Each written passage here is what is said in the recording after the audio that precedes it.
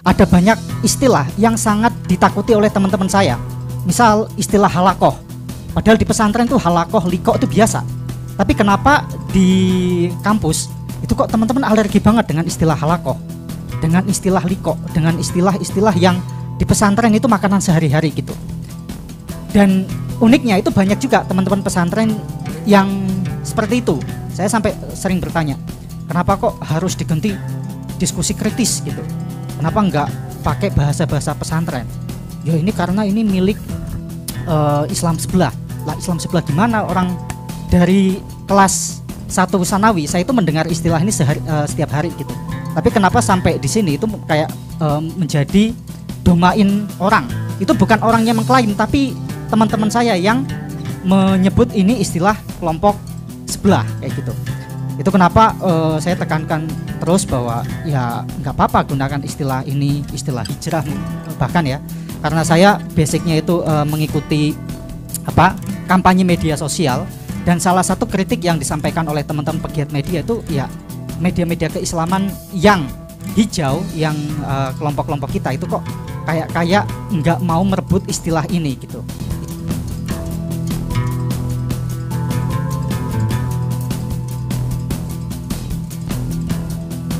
Bismillahirrahmanirrahim. Assalamualaikum warahmatullahi wabarakatuh. Pertama-tama saya ucapkan terima kasih sekali lagi kepada Bapak Edi yang setiap saya posting apapun selalu terima kasih nyenggolnya Pak Edi. Karena yaitu Pak Edi mungkin satu-satunya penerbit yang dengan sukarela yang menerbitkan karya yang nggak tahu ini akan laku atau enggak kayak gitu. Bahkan testimoni Gramedia gitu ya kemarin yang terbitannya sebelumnya itu agak susah, ya mungkin karena kondisi pandemi dan lain sebagainya.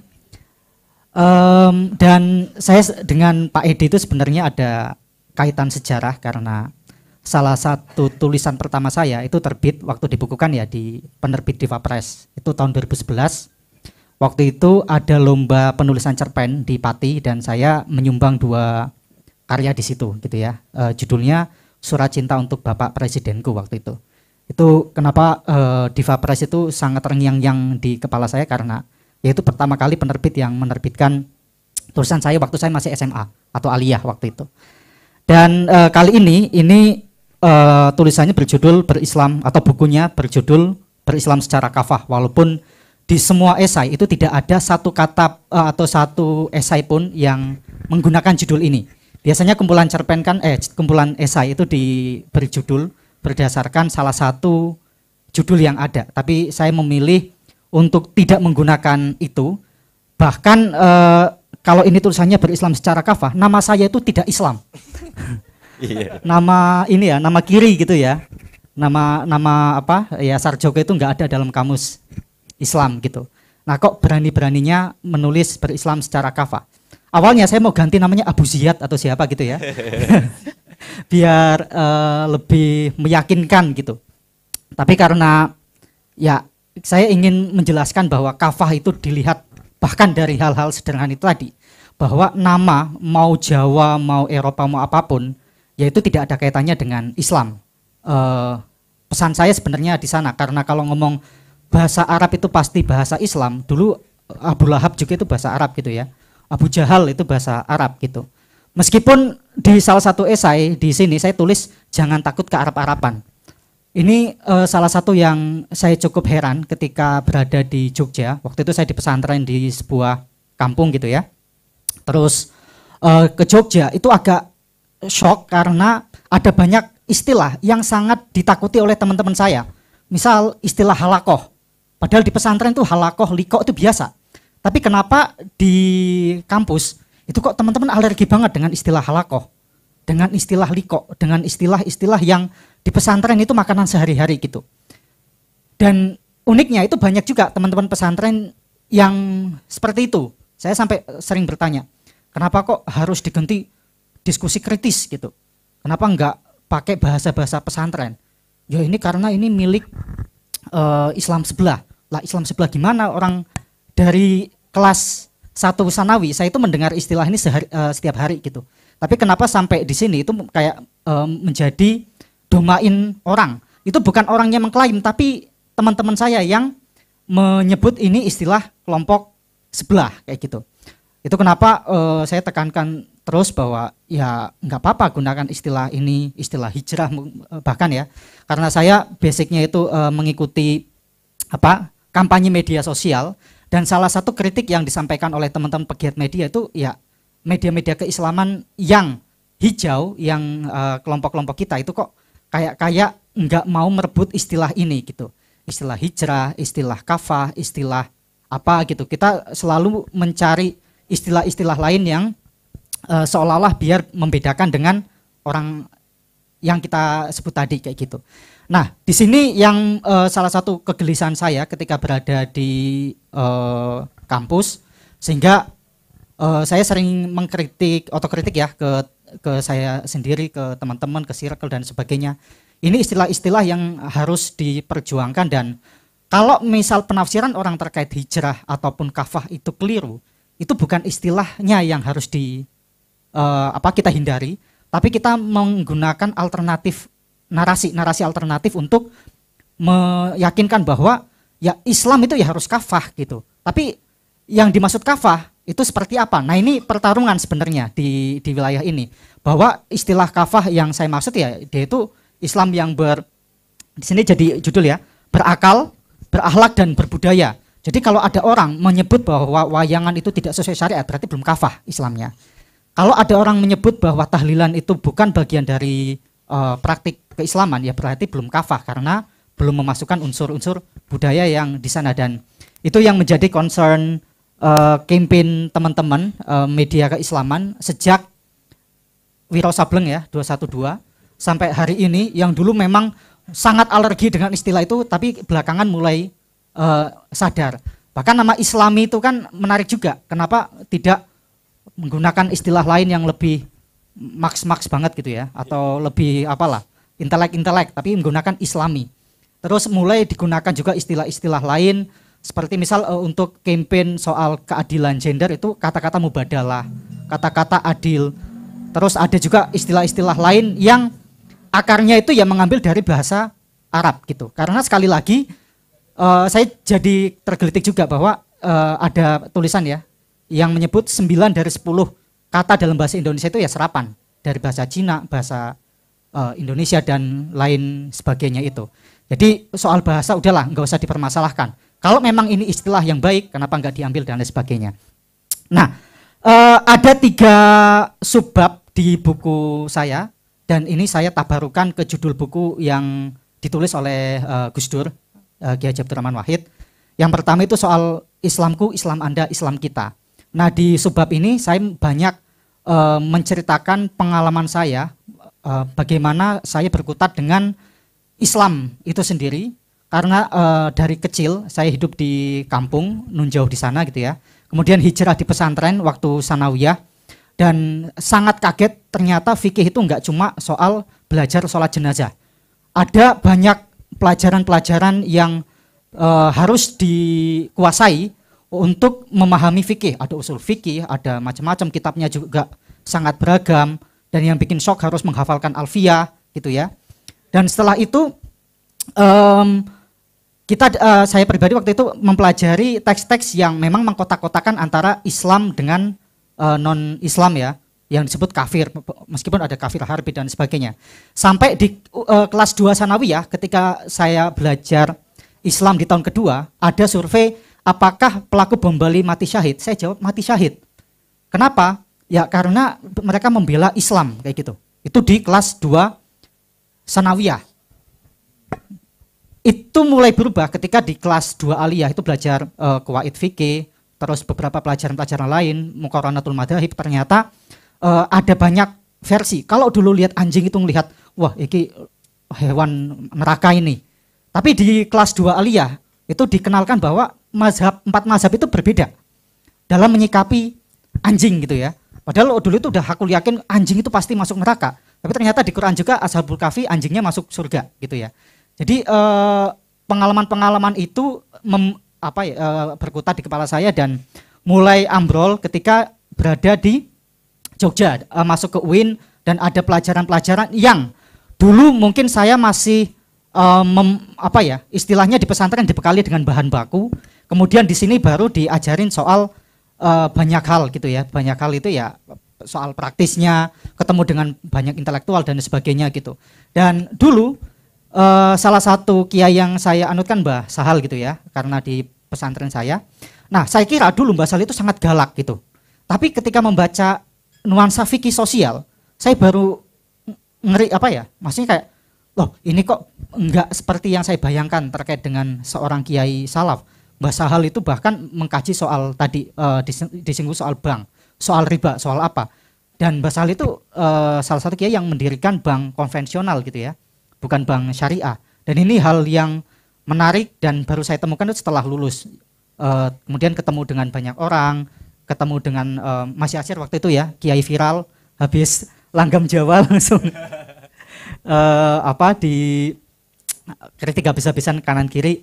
Tapi setelah itu ketemu Mas Yasir, diceritain soal bagaimana langgam, ya akhirnya kita semakin tahu dengan banyak perspektif.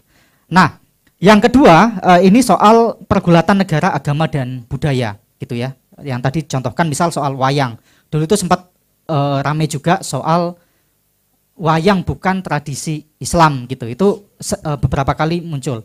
Kemudian ada juga beberapa kelompok Islam yang membawa nama Islam. Kemudian ada orang membuat sesajen dihancurkan.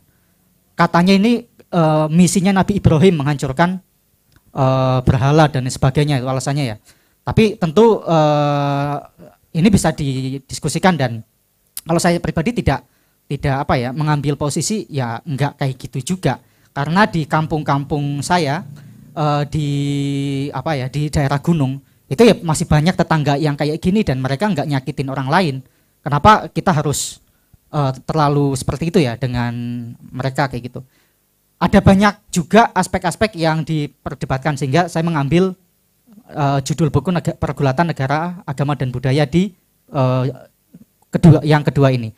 Terus bagian yang ketiga itu saya ambil salah satu buku Gus Dur, Islam Kosmopolitan. Ini untuk menceritakan pertemuan saya dengan hal-hal yang di luar diri saya gitu. Ketika saya ketemu dengan Hisan Norikato, dia waktu di Jogja kita culik untuk diskusi, dan dia berbicara bagaimana Islam menurutnya. Itu saya tulis. Kemudian saya juga ketemu dengan beberapa penduduk waktu suatu saat berkesempatan ke Afrika gitu ya, dan mereka memandang bahwa Islam Indonesia itu Islam yang sangat luar biasa gitu, dan suatu saat saya ingin ke sana untuk melihat Islam yang luar biasa itu orang sana, tapi orang sini malah menjelek-jelekan Islam yang dipraktekkan di masyarakat kita. Nah itu perspektif dari dunia luar melihat Indonesia itu sebenarnya sangat ini ya, mereka sangat kagum gitu. Kemudian kisah saya waktu itu pernah di Kenya sendiri itu kan 10% umat muslim itu cuma 10% di sana. 90%-nya itu agama Kristen dan yang lain-lain. Tapi untuk beribadah di sana itu tidak kesulitan, meskipun tentu di beberapa daerah itu ya kasusnya kayak di Indonesia, ada yang kesulitan mendirikan rumah ibadah karena IMB-nya mungkin dan lain sebagainya. Cuma hal-hal menarik yang misal di pinggiran perbatasan antara Kenya dan Indonesia, Samudra Hindia itu ada pantai namanya Diani. Nah di sana itu ada masjid yang didirikan oleh Kekaisaran Oman yang pertama kali ada di Afrika Timur, itu tahun 1600-an kalau nggak salah. Dan sampai sekarang masih berdiri, orang Jumatan di sana juga bebas, bangunannya masih asli, menggunakan tanah liat yang disusun itu. Ya kalau teman-teman sujud di sana itu langsung dapat banyak ini ya, banyak oleh-oleh gitu, debu-debu pasirnya nempel di sini. Itu masih ada sampai sekarang dan mereka biasa-biasa saja. Kemudian kisah waktu saya tinggal di Tentena. Tentena itu salah satu kota di Poso, Kabupaten Poso. Dulu kan ada konflik ya di Poso. Kemudian sebagian besar teman-teman yang non muslim itu migrasi ke Tentena. Nah, saya awalnya khawatir kalau nanti di Tentena itu kesulitan mencari masjid, karena di sana muslim paling cuma 5-10%. Tapi waktu malam udah sampai tidur jam 4 atau 5 subuh gitulah ya. Waktu itu jamnya kan witar kalau nggak salah. Tiba-tiba ada suara azan mengalun dan itu keras sekali. Dan itu membuat saya merinding sampai nangis. Itu pertama kali saya mendengar adzan sampai nangis karena merasa, oh saya minoritas di sini kok tapi bisa mendengarkan adzan sejelas itu. Kayak gitu ya. Kemudian ini yang saya tuliskan dan beberapa teman-teman yang concern di isu moderasi beragama juga saya share. Ya, moderasi beragama itu kayak gitu. Bukannya mengubah cara beragama seseorang, mengubah ajaran agama, tapi bagaimana kita menyikapi keberagaman ini dengan lebih santai, dengan lebih apa. Toh dengan mendengarkan azan ya nggak otomatis luntur kok kekristenan mereka. Sebaliknya kita juga kalau misal di beberapa daerah yang menolak adanya pembangunan rumah ibadah agama lain, masa gara-gara rumah ibadah bisa sampai melunturkan agama. Nah itu saya refleksikan. Tapi karena saya nggak punya background mendalam sejarah dan lebih banyak menceritakan soal hal-hal yang saya temui, hal-hal yang saya alami, hal-hal yang saya pikirkan bahwa menurut menurut saya itu yang tepat itu seperti ini. Meskipun di sisi lain saya tidak akan menyalahkan pandangan lain. Makanya di sini juga saya menulis tentang cadar, menulis tentang jilbab. Saya bahkan mengkritik media DW yang waktu itu nulis soal membuat video terkait dengan jilbabisasi anak itu akan membuat anak ini eksklusif. Saya mengkritik karena ya ini menurut saya kok terlalu jilbabfobia. Apa bedanya dengan melarang orang menggunakan jilbab kayak gitu. Pokoknya melarang jilbab atau memaksakan jilbab itu yang seharusnya tidak boleh dilakukan. Soal pilihan apakah menggunakan atau enggak itu ya wallahu alam, terserah dia seperti itu. Nah, 3 bab ini saya kurasi sedemikian rupa dari beberapa tulisan. Setiap bab saya beri sekitar 12 esai. Jadi total ada 36 esai yang saya filter betul agar tidak ada pengulangan opini di kanan kiri, karena ya di Islami itu biasanya kita menunggu komando Anwar dan editor. Oh ini nulis tentang ini nanti ada uang kopinya. Nah kalau ada uang kopinya selalu semangat. Tapi kalau nggak ada, kayak setahun ini saya nggak nulis ini. Semoga nanti uang kopinya ada lagi dan saya bisa nulis kembali. Buku ini buku kedua yang terbit di tahun 2022. Tapi sebenarnya ini udah disusun melebihi atau sebelum buku pertama saya lahir. Dan ya sama seperti Mas Aziz, ini menjadi milestone yang bagi saya luar biasa karena ini adalah anak ideologis. Selain alhamdulillah tahun ini juga saya diberi amanah oleh Allah untuk mengasuh anak biologis. Jadi anak ideologis dan biologis lahir di tahun yang sama dan semoga ke depan tumbuh bersama-sama menjadi manusia yang kafah. Oke. Tepuk tangan buat Mas Joko.